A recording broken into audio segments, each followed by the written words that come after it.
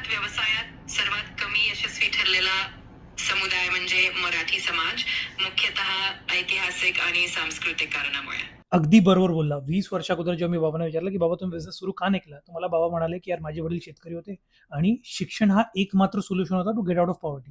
I am like fair. आज माझ्याकडे काय एक्सक्यूज आहे? Why are we not taking that risk and starting our own business? आज का मारवाडी, सिंधी, गुजराती एवढे सक्सेसफुल आहे आणि आपण टॅलेंटेड असूनही मागे राहिलो?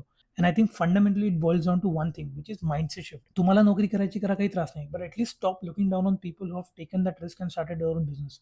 Because it is bloody difficult to start when you have no emotional community support. तुम्हाला माहिती आहे मारवाडीमध्ये एक म्हण आहे, ते म्हणतात की व्यापारी कभी अकेला नाही होता. दॅट बेसिकली मीन्स की त्यांचा कम्युनिटी सपोर्ट एवढा स्ट्रॉंग आहे की जे जिथे जातात सोबत जातात. And that is the single biggest reason why they are so successful in India. I sincerely hope to see Adani अंबानीच्या बाजूला एक मराठी माणसाचं नाव before I die. And I need your support in that. Please हा रील आपल्या आई वडिलांना share करा, आपल्या मराठी मित्रांना शेअर करा, आणि सर्वात इम्पॉर्टंट होणाऱ्या आई वडिलांना शेअर करा, so that they impart the right values to the children. बाकी तुम्हाला काही बोलायचं असेल तर मला कॉमेंटमध्ये बोला. मी असंच मार्केटिंग आणि बिझनेस बद्दल बोलत असतो. आपण उद्या पुन्हा भेटूया.